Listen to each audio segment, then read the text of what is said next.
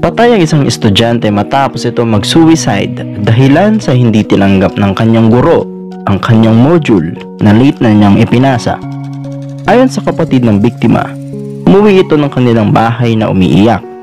Sinira pa nito ang kanyang cellphone at wifi na ginagamit sa online class pagkatapos agad na pumasok sa kanyang kwarto na humahagulgol sa iyak.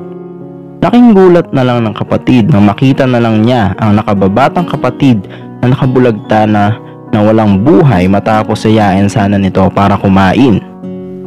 Ayon sa kapatid ng biktima, sadyang mahina lang talaga ang internet connection sa bahay ng kanilang pinsan kung saan sila nakatira, kung kaya't hindi agad nakasumite ang kapatid ng kanyang module sa itinakdang araw ng pasahan.